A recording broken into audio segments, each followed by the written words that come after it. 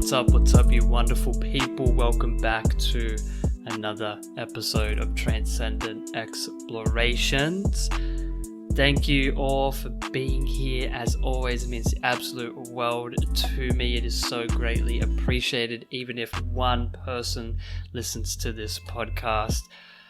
But I know more than one people listen to this podcast, so I hope all of you that listen to this podcast really do get and extract high quality value from all of these shows, and that it does directly contribute to the quality of your life, and that you do learn things and you gain some insights and you take on, the information and integrate it into your life and see the changes.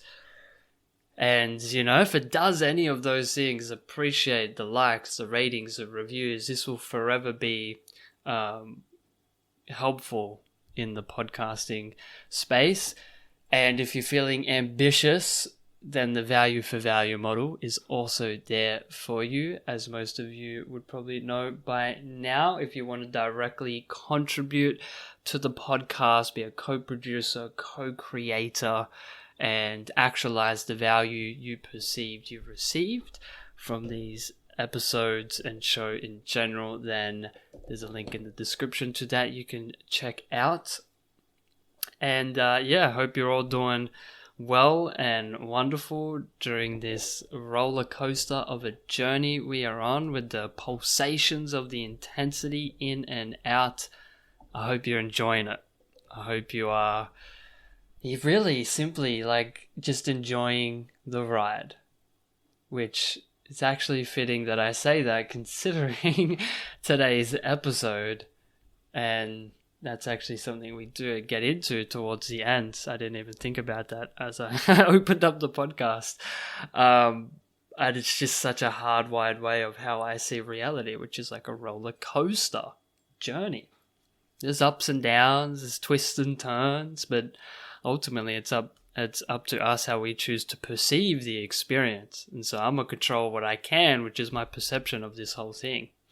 And I'm not going to go on a long rabbit hole into that, because we do talk about that a little bit in today's episode, which was with the magnificent, incredible, beautiful Ben Calder. We had the man himself back on for a third appearance, because he is just full of amazing perspectives and knowledge that I personally want to squeeze out of him, and for you guys to hear all what he has to share as well. And so today we used an integral framework. If you want to know more about Ben, if you haven't listened to the first two episodes we've done, go back and listen to them.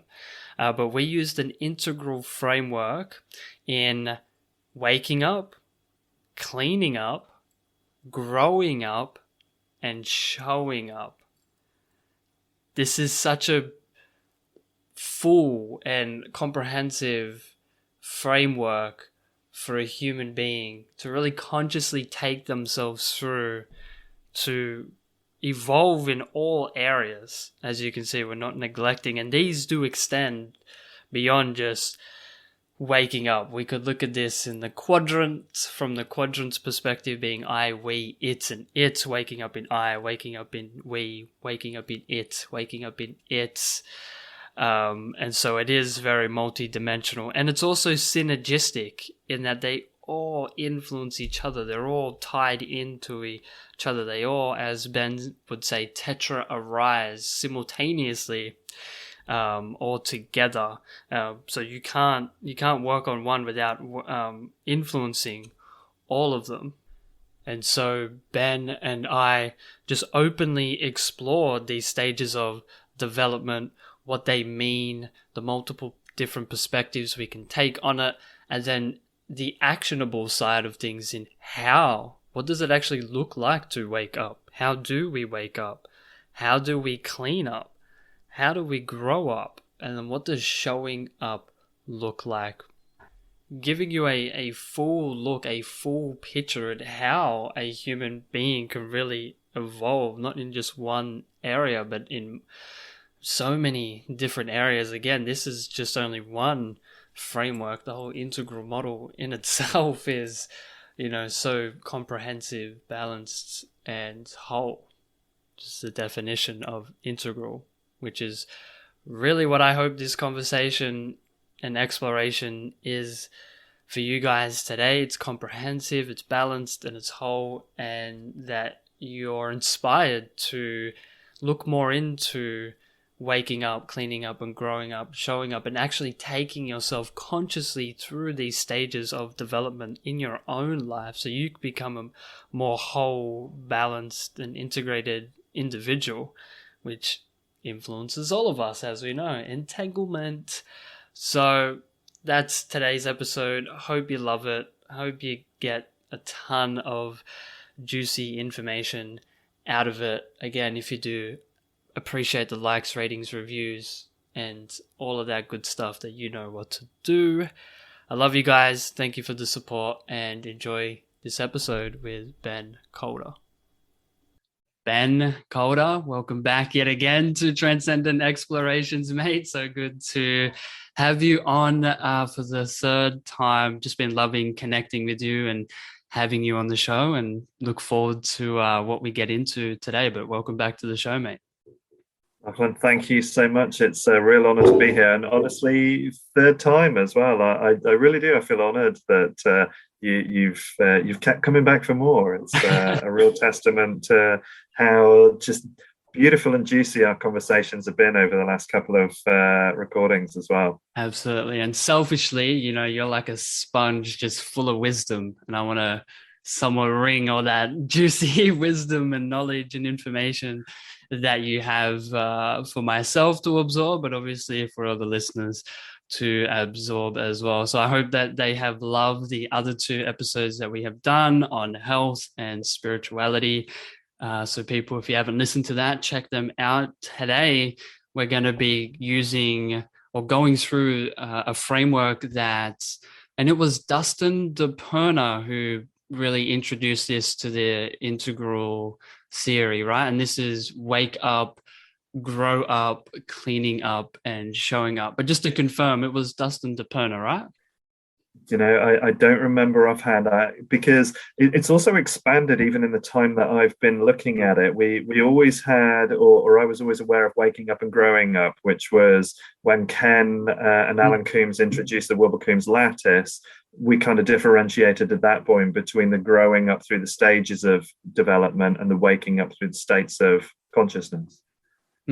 Okay, yeah. And then obviously it sounds like Dustin has brought in that clean up and show up aspect.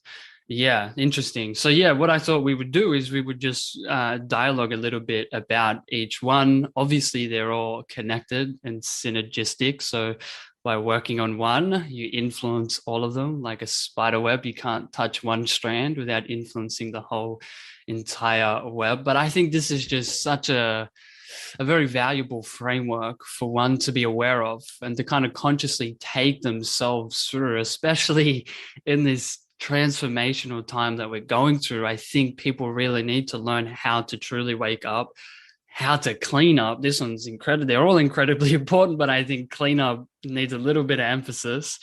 We definitely need to grow up, and then the showing up as well. So let's just start with getting an understanding and an overview of, from your perspective, what is waking up? Let's just start with that. I think that my favorite thing to share about waking up is it's not an event, it's a process. It's not going to be something that's just going to happen. I think partly because we first have to define the idea of what are we waking up to. Am I waking up to my partner? Am I waking up to the impact of my words on somebody in a conversation I had?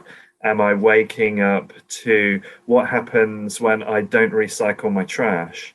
There are so many things, and again, as you say, there's this beautiful synergy and overlap in the cleaning up, growing up, showing up, that there are so many things we could potentially wake up to. So there is no one thing. And I think the there's the idea that when we wake up, it's all going to be okay.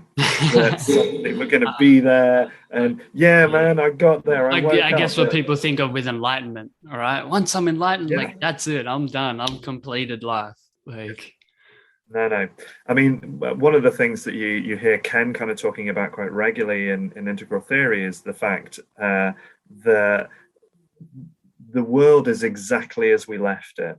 So when we come back from an awakened experience, whether or not we want to see that as samadhi, kensho, satori, any of the other kind of terms that we see in the contemplative practices for waking up, the world is left exactly as we found it. So this comes right back into the old adage that before enlightenment I chopped wood and carried water, and after enlightenment I chopped wood and carried water.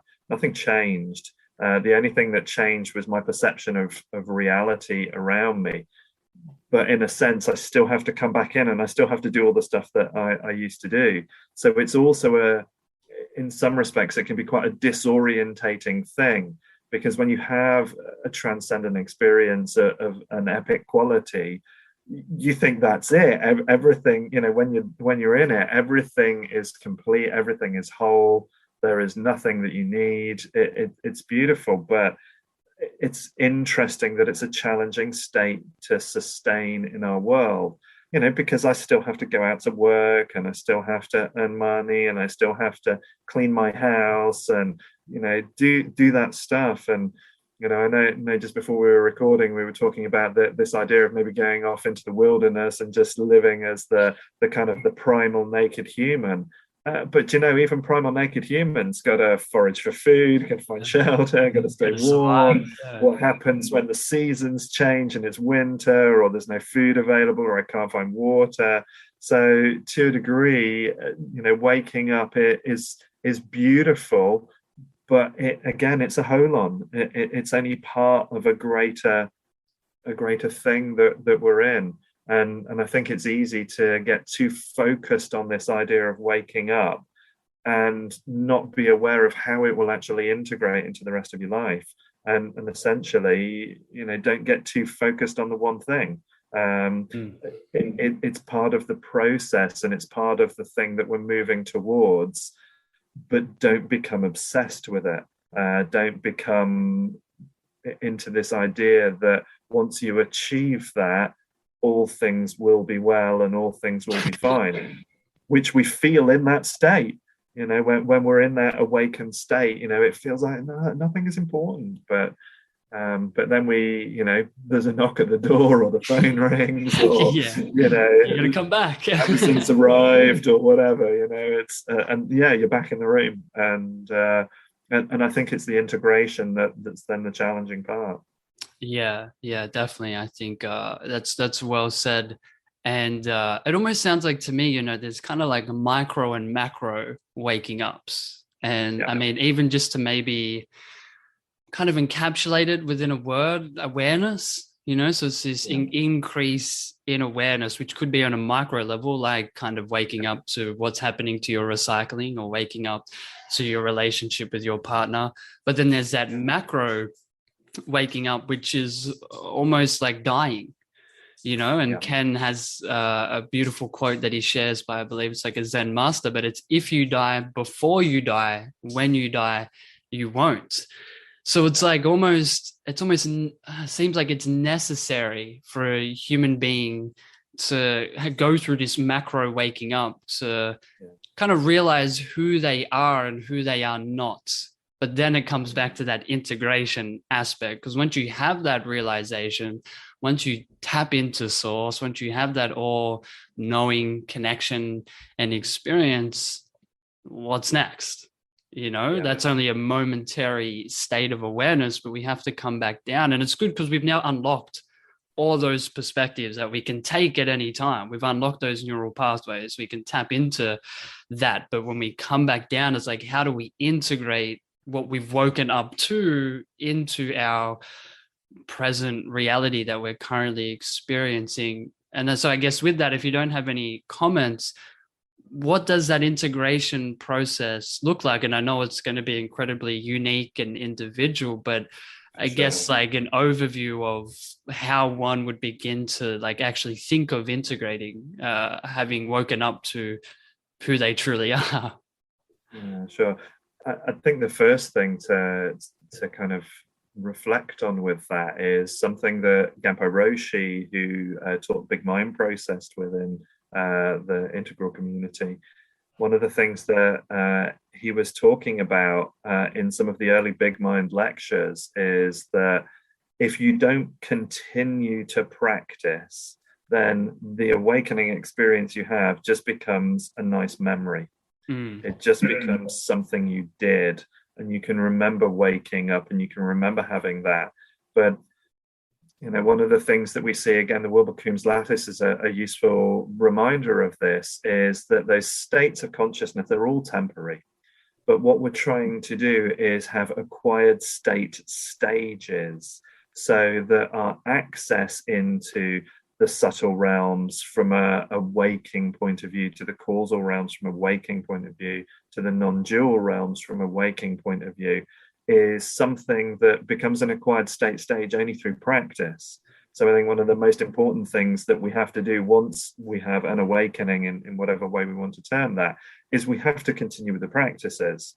And I can remember Osho speaking about it as well, and one of his followers saying to him that they'd had this awakened experience just ever so briefly, and everything dissolved and they were in that pure bliss state, but it only lasted a very, very short period of time. What did that mean? And he just went, I'm good, keep practicing. You felt it, now continue on the journey. Yeah. So, and again, I think the term waking up makes it seem like it's just a thing, but it's a continuous process. And I promise you, again, we were laughing about the kind of the time scale. 24 years time. Let's you and I have another conversation. And let's ask how awake you feel then. Let's see how much I've practiced. Exactly. And why didn't you? If you didn't, what was it that kind of got in the way? And what was it that made you think, well, I can sit on my mat and dissolve into absolute bliss, or I can do something else? Yeah. And the amount of times that we choose the other thing is also, I think, really interesting. Yeah, I think, at least why we choose to, I guess, even constantly seek that state. I mean, for me, I guess it kind of delves a little bit into the shadow. And if there's like why are you seeking, or are you escaping, because then, maybe meditation, things like that, a lot of people use them to escape rather than find the magnificence within themselves, So I guess waking up could even be a distraction to some degree if you don't, know how to really work with it correctly. Which is, I guess, what it would seem very prevalent. Meditation's so popular, but yet so many people are still psychologically distraught and imbalanced. And it's like the whole, we've never had more doctors, health coaches, hospitals and everything, yet 5 to 6 billion people have metabolic dysfunction and all kinds of different, health issues. So are we actually doing the work and doing that true practice, like taking the time to actually do the work? But you see, I think that this really then starts to overlap into cleaning up and showing up. And, we have a profoundly sick society. The very structure of our society is sick, and it's terminal, and it's temporary. It's going to go through another transition. And I think all of these tools are so vital in helping us. But we have to recognize that actually the world we live in is a very messy and very disturbed space. And so in the process of waking up, part of what we're also doing is waking up to just how off the rails that's become, especially in the last kind of 40 years, I would say. And so our attraction for these things, our need for these things has become deeper. So part of this craving is also, if we look at the voice of desire as a, kind of a voice within us, desire is always going to want something. And it doesn't matter what the thing is, desire is always going to want a thing. And, while we're serving ourselves with the thing that we wanted, we're already looking for the next thing we desire. Yeah. But we can take that into levels of discernment. So the voice of desire can transmit into the voice of the seeker. Now, the voice of the seeker is always going to seek. The seeker of the way is another part of us, is always going to seek the way. And do you know what it's going to do when it finds the way?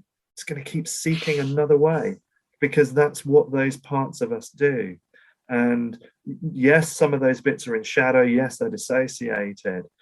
And, and in this whole process of waking up, we're also going through trying to dissolve the primary dualisms that we exist within. So, ego is divided into persona and shadow.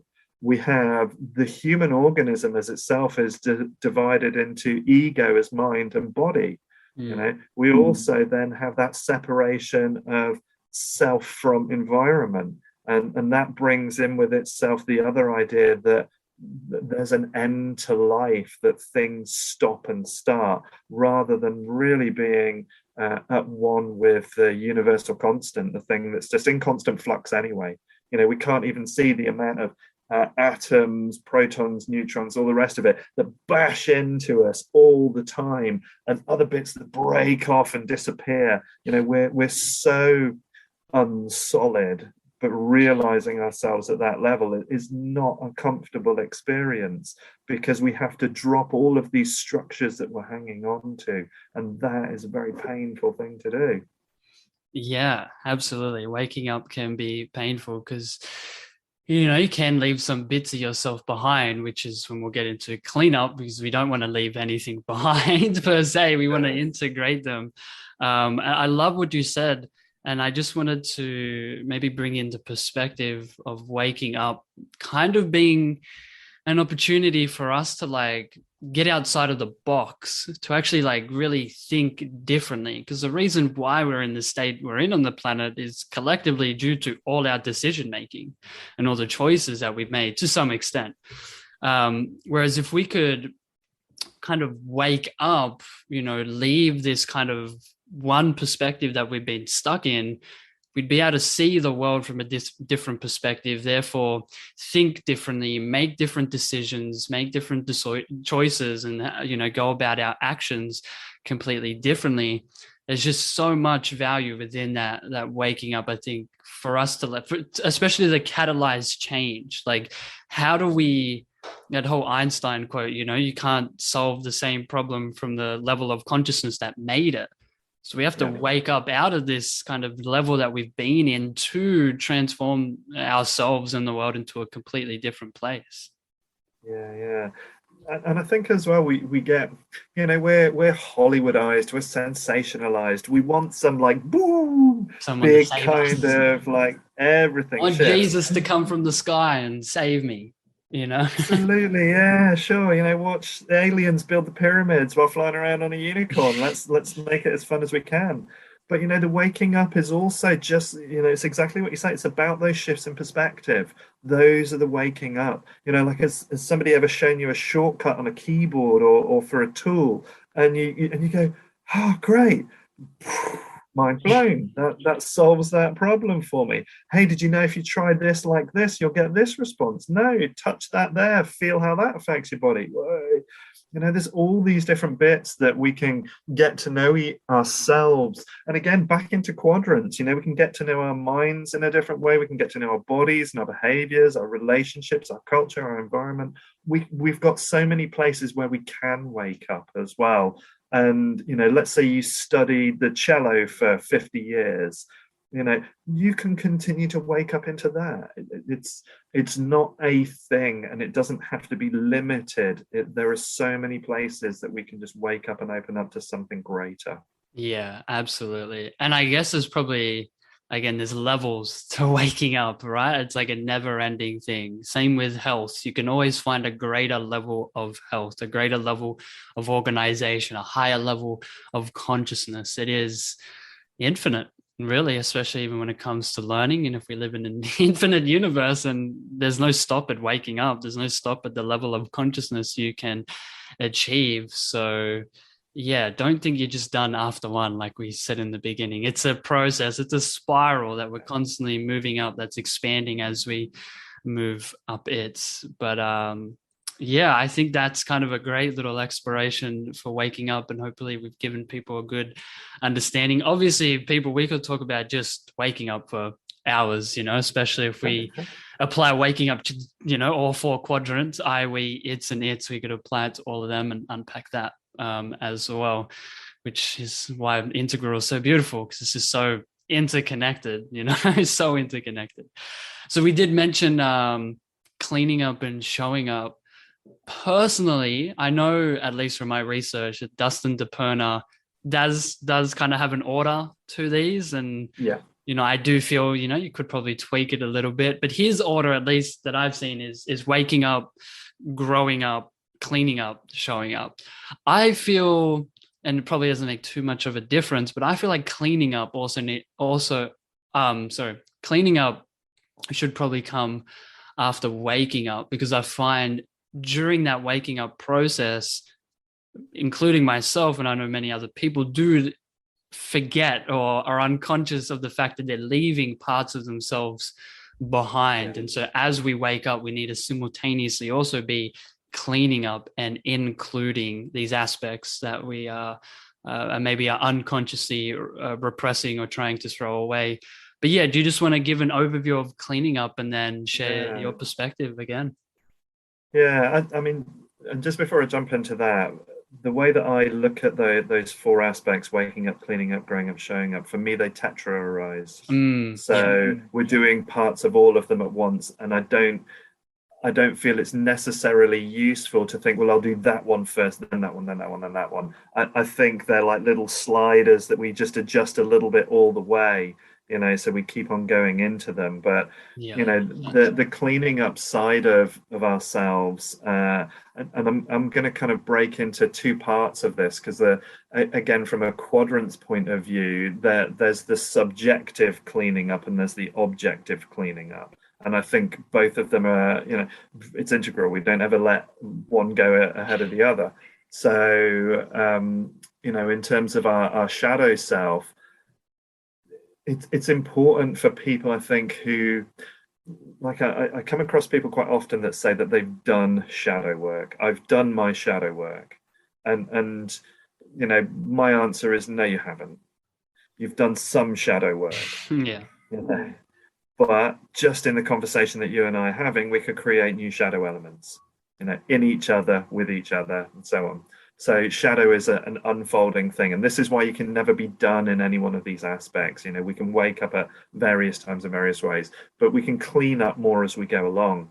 Because certainly with shadow being so unconscious for us, there's this joke about, we know what we know, and we know the stuff we don't know, but we don't know how much we don't know. The shadow is significant. It's unconscious. So you don't have an idea of what's going on in there. And it might take very, very specific circumstances, situations, for some of those moments to actually, kind of come up in irritation in a way that allows us to catch them. And, we can do our journaling, and we can do all of the exercises for self-inquiry that we do.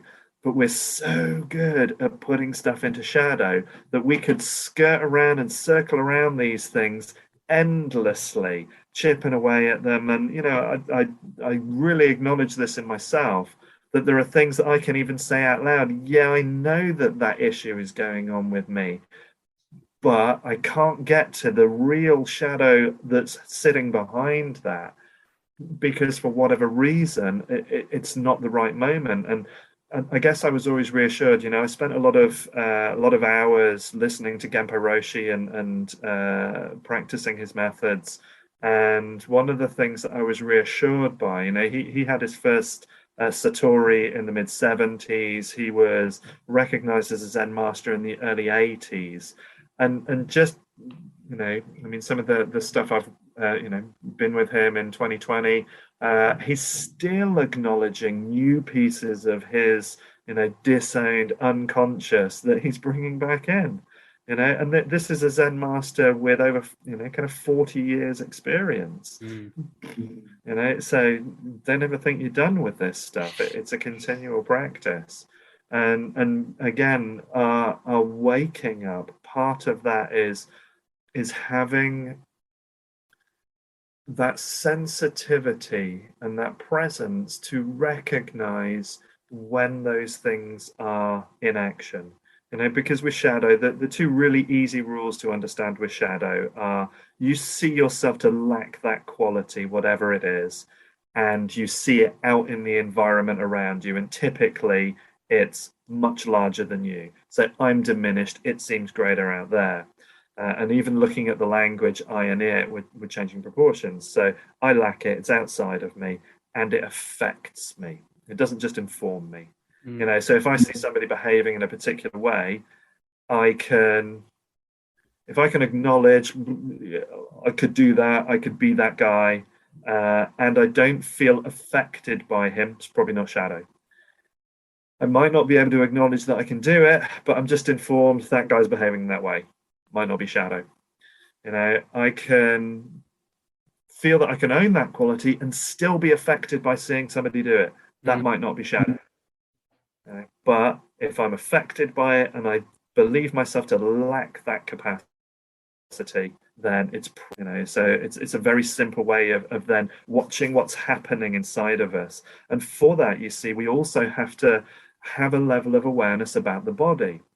How many of us are really noticing when something happens? I mean, years of sitting with clients and asking them questions about where they're at and what's going on and what they're struggling with.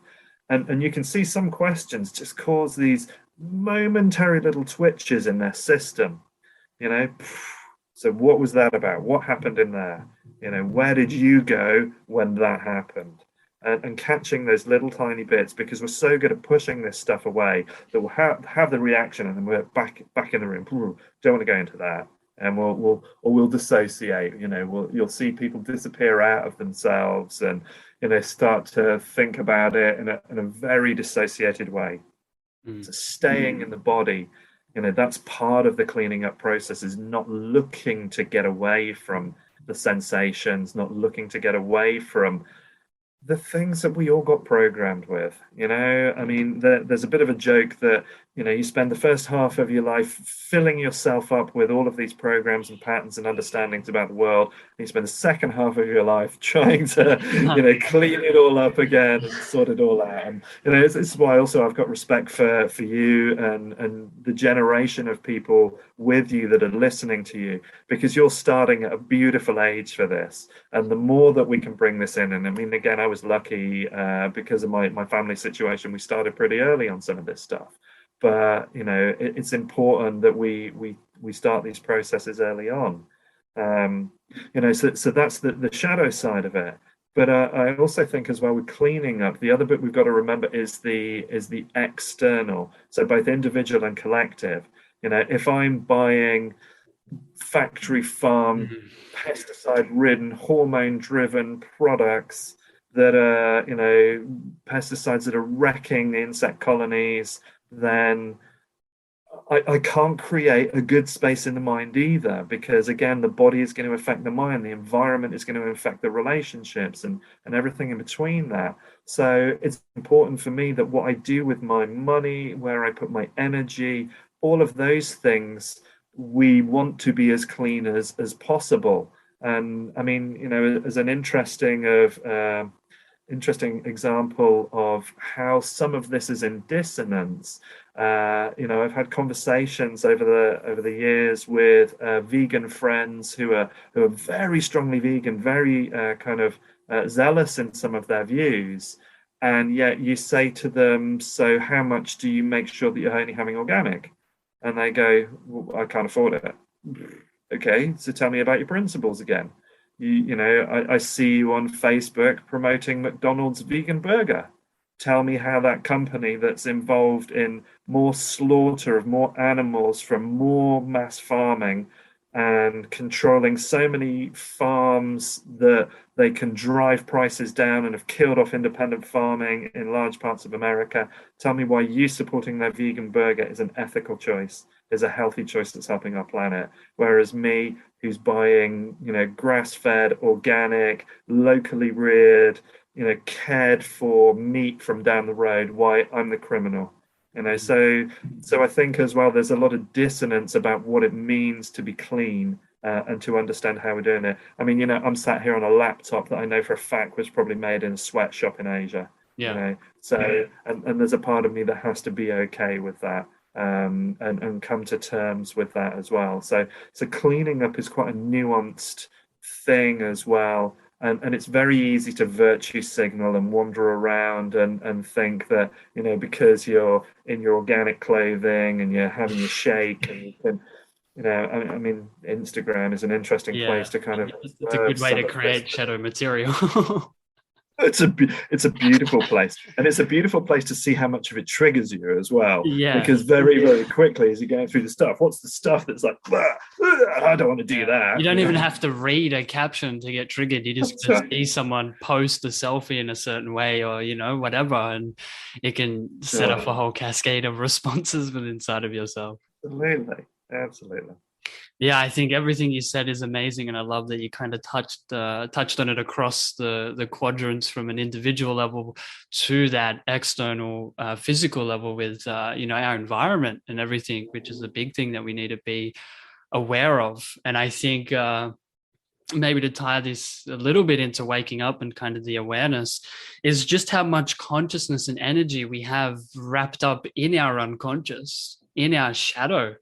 Like a lot of us don't have this awareness or this clarity of consciousness to have, and even have the energy to be able to think critically, because we lack consciousness, because we have so much of it wrapped up in our unconscious. And I love the example that Ken gives, especially when he talks about moving to new levels and continuing to transcend, is you need a certain amount of consciousness to get to the next level. He uses the whole pesos of consciousness.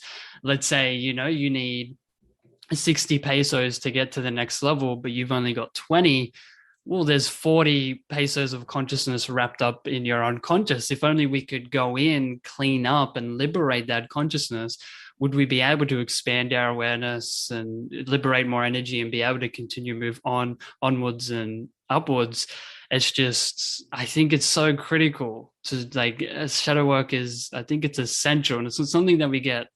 It should be in the school curriculum. I mean, it really should be like literally essential. Absolutely. Because on the other side of it, at least for me, shadow work and, really taking care of our psychological health is about creating more open, loving, and deeper connections with people and the environment itself. So absolutely essential. Yeah, absolutely. And it's stuff that we don't really realize the value of that this whole process of waking up, because it's a journey as well. I mean, I can't begin to express for anybody that is new to their kind of internal journey and their self-development, how much you will change over 20 years. You think you've done a lot in 1 year or 5 years. You wait until you've been in it 20, 25, 30 years, and just the shifts that continue to come through that. And it's not a race. There's nowhere to get to. So, again, you're not going to get to a point where it's like, here's your flag, here's your certificate, here's your medal, you got there, well done. It's going to keep unfolding. And this is always what I like about, kind of integral life practice as well. And coming back to what I was saying earlier about, if you don't continue to do your practices, it just becomes a nice experience. It just becomes a nice memory. You have to keep on going back over these bits a little bit at a time. And it may be that today or this week or this month or this year, shadow will be more dominant. Maybe next week, next month, next year, you'll do a little bit more development with your physical body to look after it because you're aware of the fact that it's getting a little older and it's aching a little bit, or you'll go to your diet, or you'll study, or you'll be in your relationship, or you'll be developing your job in a different way. These are all practices.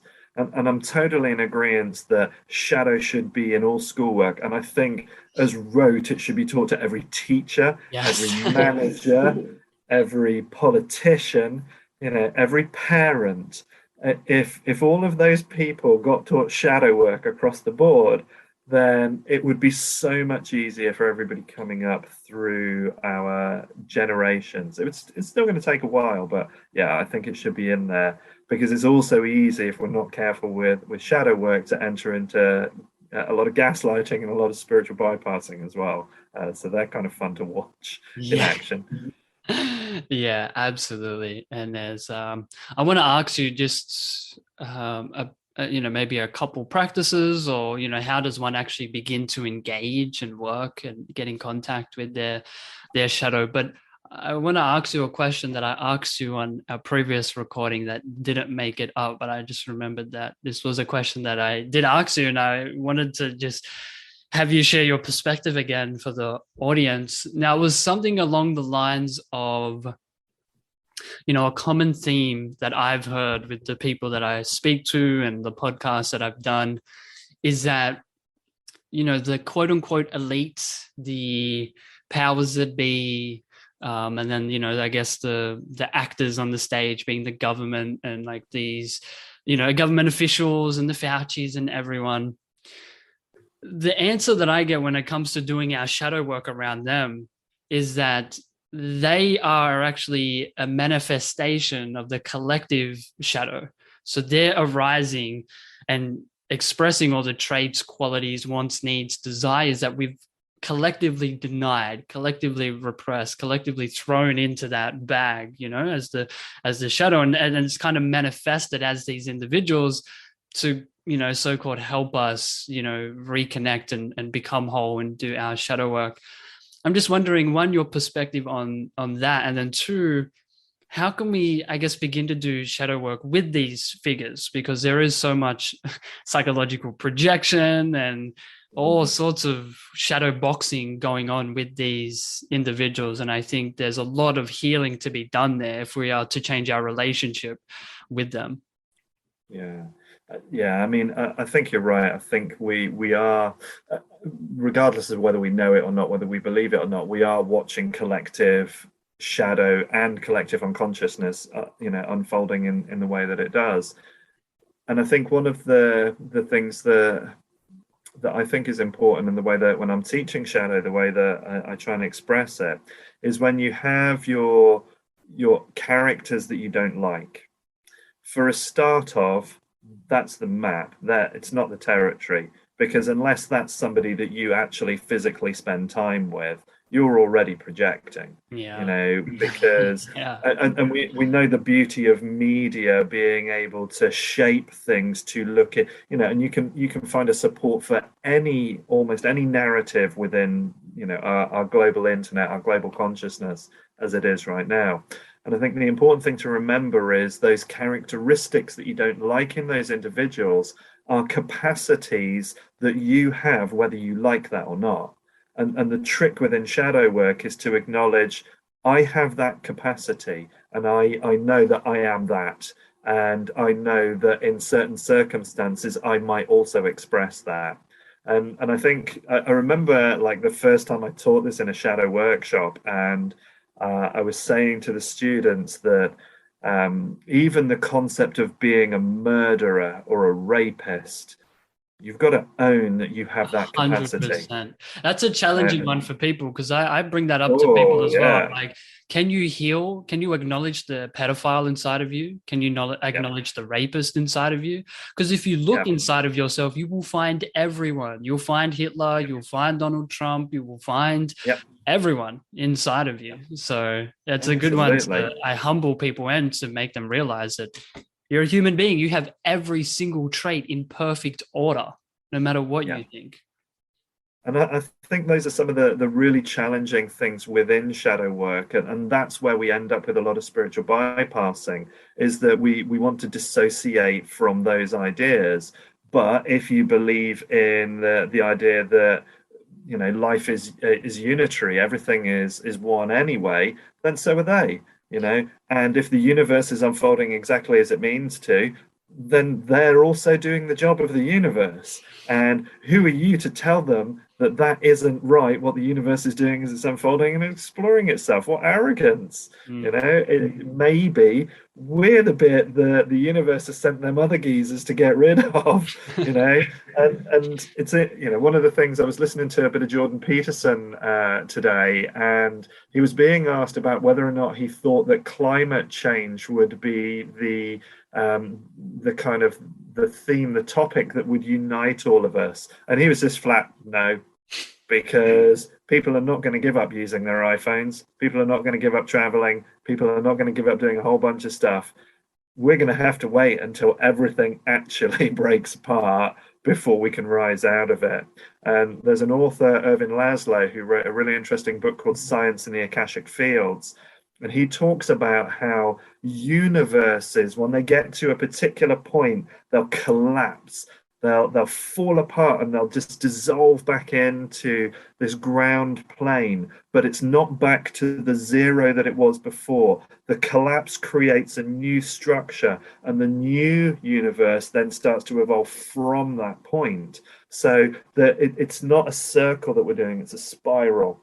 You know, everything is growing off on itself, and it'll expand, contract, expand, collapse, grow, decay, and that's just going to continue to happen. So, you know, we're in a funny space where these characters who we've supported, you know, people did vote for Trump, you know, people did support Hitler, you know, people love Fauci, you know, so there's all sorts of really interesting goo going on in our minds with all of this, and to be able to play with it and find a space where we're still in center, where we can acknowledge those qualities in ourselves. I am that, you know, I can understand exactly why Fauci's doing the things he's doing, and I'm comfortable with the fact that I have that capacity. Ain't no way I'm going to personally do that right now as I stand here in this moment, but that doesn't mean that tomorrow, faced with a certain situation, you know, we saw the research back in the 70s and 80s where the CIA did some really fun stuff for people's heads, and they would get passers-by in a street to come into a building, take them into what looked like a lab, guy in a white coat, clipboard, dashboard in front of you, somebody on the other side of a screen hooked up to electrodes, but they weren't really, it was all acting, and the scientist type character telling people to turn this dial, and every time they did, the guy on the other side of the screen would pretend he was having a shock because he was getting a light above him to let him know when to do it, but it was all acting. And they convinced people to turn these dials all the way up into a red zone that said danger, you know, and the guy would totally like fizz out and then pretend to die. But because they'd been told to do it, they did it without question. And they've done bizarre experiments where they would put, you know, kind of 30 people in a room, all there for a job interview, but 29 of them are actors. And then they would fake a fire coming in from another room, and all the actors were told to not move, just ignore it.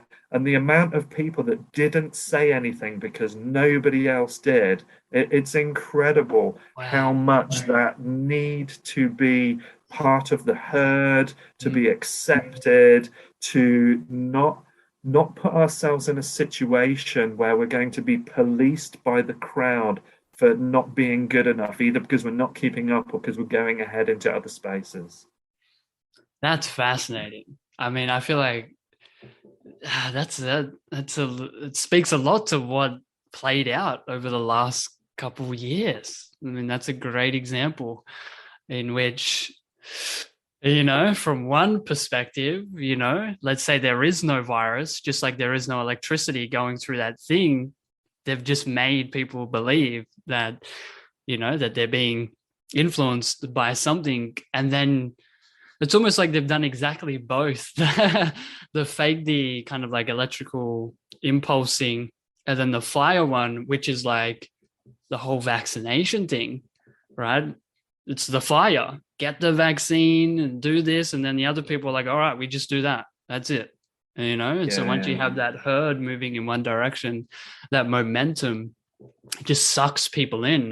That's, we're such tribal beings that we feel that need to like be in the community and do what everyone else is doing and not think for ourselves, which kind of does move into growing up to some extent. But we just don't realize as well how much we're being Wizard of Oz'd. There's something going on behind the curtain. Modern technology would trick so much. How many AI bot accounts are pushing a narrative for us? How many crisis actors are being used in situations to reinforce an idea? How many people are being paid to put an idea forward? How many platforms are then supporting the idea to make it really difficult? Again, we come down to this term that's becoming very popular at the moment, this mass formation psychosis. That because we're being constantly hypnotized by the same ideas, it makes waking up, cleaning up so much more difficult for us. That mass formation psychosis, did you say? Is a interesting thing, absolutely, to just observe that's playing out. There's two questions I want to ask you, just based on kind of the practical side of working or doing the cleaning up and working with our psychological health. The first one just slipped my mind. I wanted to. So it was kind of, you did mention a couple things, but recognizing what seems to be shadow, would one of them be anything that seems like it's out of the blue, that doesn't seem like it's you, that does, like, it just seems very almost random, like, wow, that didn't seem like me, but it happened? Is that shadow material? And then it can be, it can be. And then secondly, just what are some of the other, I guess, primary ways that you like to encourage people to begin digging into that side of themselves? A lot of the time it's the places where we have the resistances. Okay. And I think that's a really good place. I think recognizing that where we lack it, it's another way of saying it doesn't seem like me. It's not something that I identify with, but also looking at where we resist. So what, and another really useful kind of concept within shadow is, what are the things that we're addicted to? What are the things that we can't do without? And also, what are the things that we have allergies to? What are the things that we're repulsed by and can't stand to be around? Those are often really good sources of shadow information as well. A couple breadcrumbs to pick up and follow down and then get into it. I like that. Thank you. So let's talk a little bit about growing up. Where do you like to start with when it comes to growing up? It's inevitable, but it doesn't mean that you will necessarily continue. So again, easiest thing to come back to is the spiral dynamics and the levels of cultural development that we see, going through from our archaic, magic, mythic, rational, pluralistic, integral, and so on. So we have increasing levels of awareness, and that each stage of development, each stage of growing up will be more complex than the previous one, and that we're at some level hopefully going to transcend the useful stuff from the previous stage and include that into the new stage. Because I think one of the, and again, we can split our consciousness into tier 1, tier 2. All the tier 1 levels of development don't necessarily realize that there are levels of development, and that they're necessary, and that they have to unfold in order. And this is why we get a lot of polarity and a lot of dissociation from each other, because if your rational viewpoint clashes with my mythic viewpoint, I'm going to think that I've got the best idea. You're going to think that you've got the best idea, and we're just going to push each other away. But in second tier consciousness, this really is one of the best places where we've recognized that all those rungs in the ladder are necessary to get to the level where we're at, and we can't miss any of them. And they all have valuable parts. And we kind of forget how much we're still running on our archaic and our magic and our mythic belief processes and all of the various aspects that come through that. Even the idea that we should have a level of order in society, and that we should respect each other, and that we should follow rules, that's mythic. So if you're still hanging on to some of that, does that mean that you're trapped in mythic? Not at all. It just means that you transcended and included something that was valuable and useful, and included it into where you went into next. So, it's important that we're not pushing these past parts away. We're still using them. They still have a value. Archaic, basic survival instincts. If we didn't have those, we wouldn't know when to eat. We wouldn't know when to sleep. We wouldn't have the desire to procreate. So these aspects are important. But linking this back into some of the shadow stuff as well, each one of these changes between a stage is also a really rich point for potential shadow elements to arise. Because to move from one stage to another, first we have to recognize that we're limited by the stage we're in. So we start to dissociate in it, and we start to want to have a differentiation. We can see that it's no longer adequate for what we want. And often we see friendship groups changing, tastes in music, in literature, and all sorts of stuff start to shift. And that's also an interesting way to spot when there's some shadow in action as well, is you're still hanging on to stuff you really loved years and years ago, and you can't let it go. You don't let go of it. So we start to kind of see this differentiation between where I think I need to be and where I am. Then we make a transition into the new stage, and then we have to integrate the new stage. And at any one of those points, we can create a shadow element, either becoming addicted to something in the past, or creating an allergy to something, a repulsion for something that we're moving into. Because, of course, every stage of development that you move into as you grow up has its own shadow. So, you solve one lot of problems, maybe, if you're lucky, but then you move into another set of problems. And because each stage is more complex, there's even more problems in the new stage than there was in the previous one, which is why a lot of us, kind of want to stay in, as men often especially, we want to stay in our childlike stages. Who wouldn't want everything done for them and food put on the table and just get to play? Literally. I know so many men in that who are living that life where their girlfriend cooks all the food, and, it's kind of, very similar to that mother figure where it folds the washing and, does everything for you, makes the bed, and, wipes your ass if you're that dependent. But, it is interesting. So, I mean, I get a sense that, growing up, I mean, at least from one perspective, really seems like becoming a true individual, like really individuating into like this true individuation of developing into your true unique selves, which makes sense that we'd probably need to move on up through these structures of consciousness to really individualize. Would that be tied in there? I mean, from my perspective, yes and no.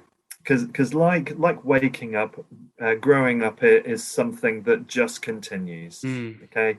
And we're never there. We're never done. We're never going to get to a point where we have grown up, where we are our authentic, original self. The individual, like the individuated person. Yeah. Yeah, sure. Because what I believe about that today, in 10 years' time, when I've got 10 years more practice under my belt, it'll be different again, except for the unintegrated shadow bits, which I'll still hang on to, And I think that this is it. It's wokeness that has this idea that you're just this thing, you get there and that's it. There's nothing else to do. But, part of our growing up really is about moving through these things in steps and stages. And we continue to do that. And Ken talks about it in relation to shadow. We always have this superiority issue that goes on, that, okay, I'm an integral, great, and you're only a pluralistic or rational, ha, ha, ha. But so what? If you're at integral, why aren't you at super integral? Why aren't you at the next level yet? People are where they are. And depending on the cultures that they're in is going to depend on whether or not there's the stimulus and the impetus and the encouragement to continue learning. Which, if you're somebody that works in a farming community, you might not really need to develop that much. You might not need to understand deep informational kind of levels of consciousness to be able to work the land. So we can't require people to grow up. And ideally, we shouldn't disrespect or shame anybody for not doing that. Yeah. Because it doesn't matter. Ultimately, you're going to dissolve back into the cosmic soup anyway. You just have this opportunity to explore and expand and develop and grow if you want to. But if you're happy at the level that you're at, that's okay. And if I'm really waking up, cleaning up, and growing up, I should allow all of that. I should feel compassion towards the fact that that's your choice, and I love you for it anyway. Yeah, and at least from what I've heard Ken Wilber share of growing up, a part of growing up is to learn to take other people's perspectives. So rather than requiring them to grow up, you can take their perspective instead. And he gives a beautiful example of, like, you have an adult holding a cube, and each side of the cube has different colors, and he's standing next to a child. The child looking up at the cube sees a blue side, and because of his level of consciousness, assumes that the adult is also seeing the blue side. But to grow up would to realize that I'm seeing a blue side, he's seeing a yellow side, but I'm actually able to take that perspective. So then, rather than projecting the requirement of this person to grow up, I can, since I've grown up, take their perspective and meet them where they're at, So I think that's also an important part of this. Absolutely. And remember that somewhere there's a guy watching the guy and the child with the cube seeing something else. And somewhere else there's somebody watching the guy and the child with somebody else. The perspectives in a sense are infinite, and the potential for the perspectives is infinite. And none of them are wrong. They're all just perspectives. Yeah, and I think we could, that would do a great deal in society if only we could learn how to take other people's perspectives and kind of step into their shoes and look through their eyes. It would humble us, it would neutralize us, it would allow us to have a sense of compassion and just have a more deeper and open, connected relationship with people. And it's just practice taking perspectives, practice learning to look through other people's eyes, and not be so rigid and stuck in your one concrete perspective, which so many of us are in, which leads to a lot of the suffering and conflict and everything that we experience. But I like what we've touched on there. Let's wrap up with showing up and just dancing, playing. I mean, there's so many things that again we could talk about. Yeah, but I'd love for you to again kick things off with your perspective on showing up. I mean, for me, part of showing up, again, I like some of how Jordan Peterson talks about just taking responsibility. Showing up is having responsibility, because if you stay in that adualistic, childlike state, then eventually you're going to die, and it'll be a lot quicker. By taking some responsibility, by working towards things, by choosing things that you're passionate about and have interest in, and moving towards them and looking towards creating something within your world that you feel has meaning and purpose, that is that act, again, of waking up and growing up, but in that sense of responsibility in the greater collective as well. Showing up is not thinking that you're entitled, that just because you're alive, that, you and I, white males, none of that really makes any true difference. We have this opportunity to do something and show up and add into the world. And that for me is so important, that I want to do as much good as I can for as many people as I can, in as many places as I can, uh, and as much time as I can. That is a showing up for me. And the work that I've chosen to do, and I mean, I knew even as a teenager that what I valued was feeling the shift in energy in a person when they grasped something that they hadn't before. That they, whether they understood a piece of information, understood themselves, had an experience that woke them up again to another part of themselves. And I could, even as a teenager, I was aware of that within people, and there was something valuable about that. And so I knew that I wanted to follow that. And so, I did my studies, went to university. I realized that wasn't how I wanted to be with stuff, but I kept on exploring because that seed was there. And in Chinese philosophy, there's one of the 8 extraordinary vessels in the body, Chong Mai. It's often, in Vedanta, it's Sushumna, it's the channel through the center of the body. But Chong Mai is where the spark of the divine resides within you. And that's the gift of the universe looking to unfold through you in your lifetime, in that experience. But the universe isn't precious about it. It knows time in a totally different way. So if you don't realize that potential, when you die, it'll just take it back and it'll put it somewhere else and see what happens then.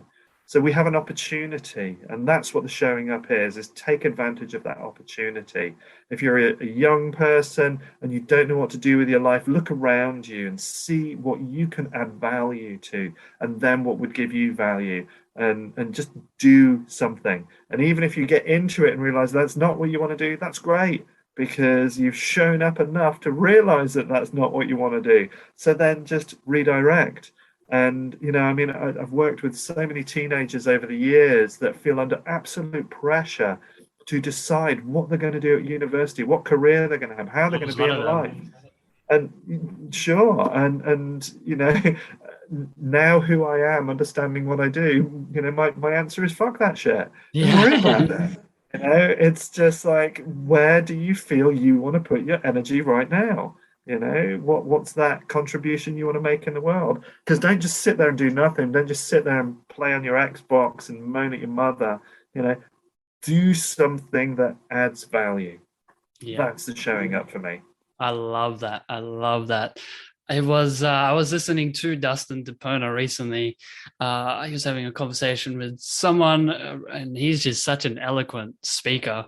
But he was really talking about how, we're really trying to open ourselves up to allow consciousness to express, its maximum potential through us. And it's like showing up that we give the universe and consciousness an opportunity to really begin to flow through us. And it's the waking up, cleaning up, and growing up that kind of plays a role in kind of the openness of our vessel and container, and the ability for consciousness to express through us. But I think there's just so much value in, like you said, just show up.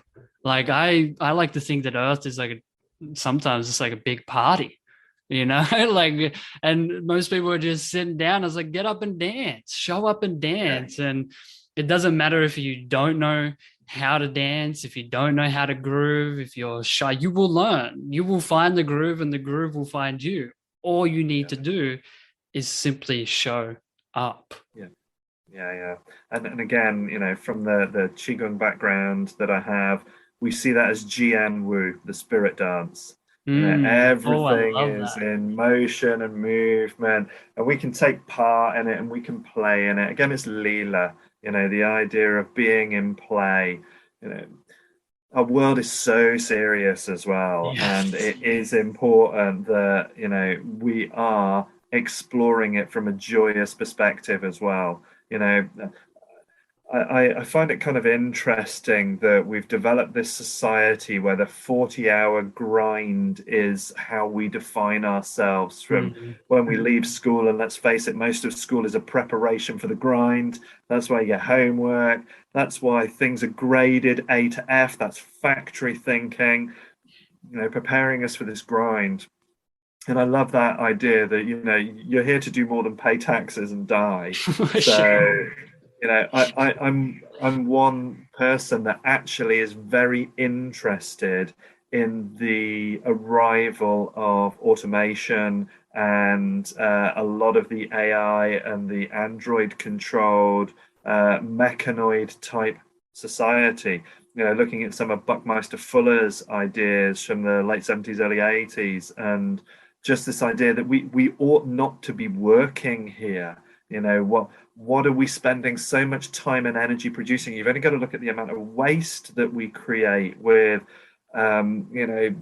party tricks and pieces of plastic and clothes that we don't need, and so much stuff, that imagine how different the world would be if we didn't ask people to waste their time and energy creating that stuff just so they were allowed to have access to food, have access to homes, and so on. And it's a very, very weird, I think in the last few thousand years, we've developed a really weird way of living that doesn't really seem to me to be about communities just creating what they actually need to have a rich life. In our hunter-gatherer days, especially here in the Northern Hemisphere in the UK, we would have spent most of the winter, kind of pretty much huddled away, fires, alcohol, food that we saved, storytelling, creating art. They would have been very, very different. And then when we get through to the spring and the summer, we'll come out, we'll do different things, we'll prepare everything that community needs for the year ahead. So we've really twisted our way of living in a manner that it is unsustainable, and it is going to change, and it's going to change soon. Certainly before the end of my lifetime, definitely in your lifetime. We're going to see some radical changes, and there's a part of me that's really excited about some of that and how it can really support humans to be free. And there's the other side of that, which is concerned it's going to be used as a tool for imprisonment. Yeah, my concern is on that is, will people have the capacity to even leave that old system because they've been so indoctrinated into it that they don't know how to have fun and play. They literally only know how to wake up, grind 9 to 5, have my coffee, have my dinner, watch my TV. That's all they know. They don't know how to think critically. Like, if you ask someone to do whatever you want, create your own business, they wouldn't actually know how to, because we've been taught what to think, and the whole school system that's literally, again, doesn't want us to create our own businesses and play and just dance on the dance when they want us, serving the drinks to them who get to dance on the dance floor. So yeah, the system is absolutely very twisted and, if anything, very alien.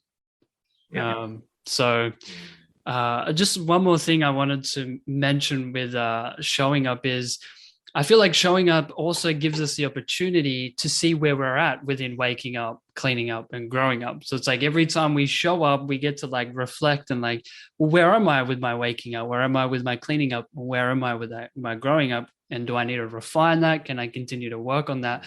But it's only when we show up do we almost get a glimpse into where we're at within those kind of stages. Yeah, I think that kind of stuff is really important to have a reflection back on where we're at. And one of my favorite experiences is to go to places I've been to in the past. So where I live now up in North Wales, for a long time, I grew up in the southwest of England in a place called Cornwall. And whenever I used to go back to visit my mum, sometimes there were years between some of those visits. And I used to love going to places that I'd wandered around as a teenager and standing there and just looking at what was the same there and what had changed, and how I had changed in reflection to it and what had stayed the same.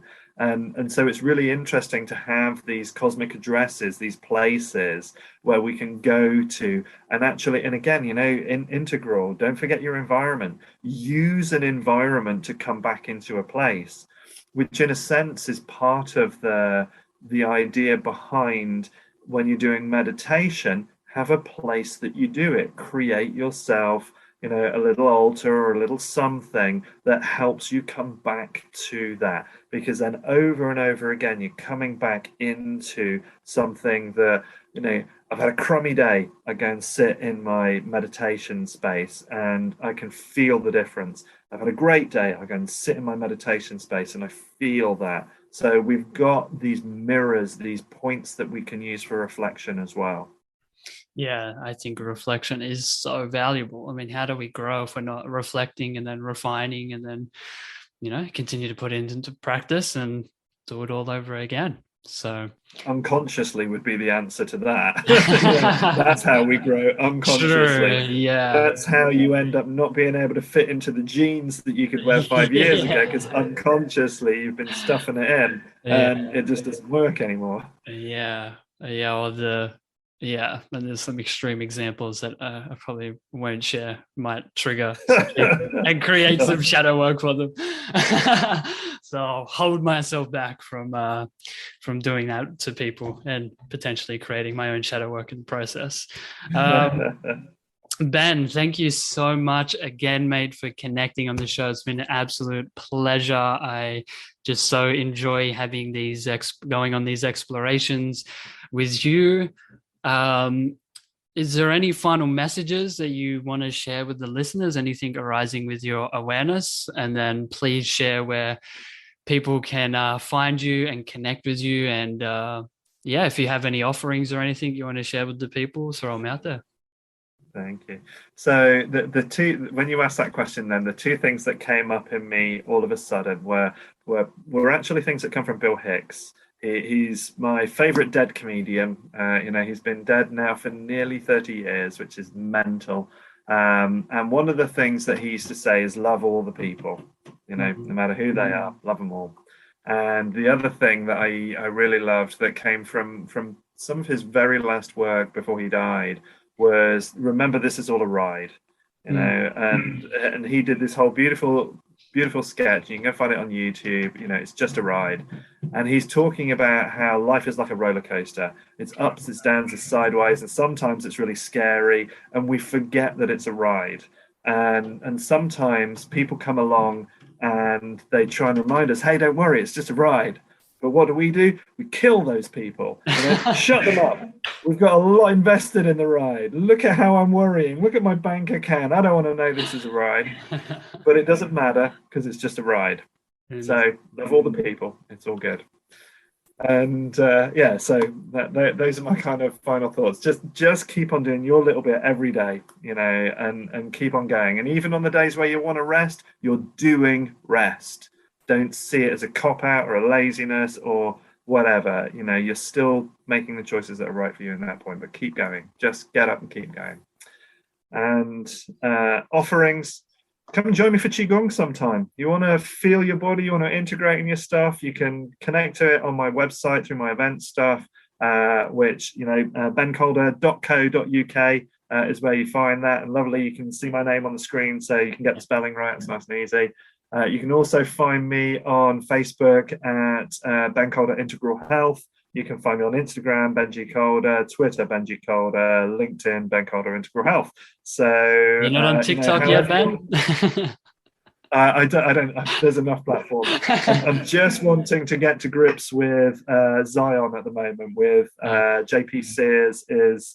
It's a decentralized platform, so we stopped being the products on there. We're just the creators. It's a very different social media sphere to get into. But no TikTok for me. It's one platform too many. TikTok's the new television. That shit is wild. With the Qigong, are people able to join us? Does it have to be in person, or is No. So my classes are live streamed, so you can join in twice a week with me and come and do practice wherever you are in the world. So I have to join you. I'll pop in depending on the times. I'll have to. Yeah, sure. I might be doing Qigong at 5:30 in the morning, but that's all right. Definitely worth it. Idea. Good way to start the day. So not bad way, yeah. Ben, again, just thank you so much. And as you know, just a whole lot of love and reverence for you, mate. And who knows, maybe we'll do another one again in the future. Always happy to. Thank you, Lachlan. It's always an honor, always a pleasure. And, again, really grateful for your work. Keep on putting this stuff out there, because it's the love and support that come from that desire in your heart that adds value into the work, so into the world. Keep it up. Will do, mate. Absolutely. And people, thank you so much for the support. Thank you for tuning in. Hope you enjoyed this episode. I love you guys so much, and I will see you on the next episode. Have a beautiful day. See you later.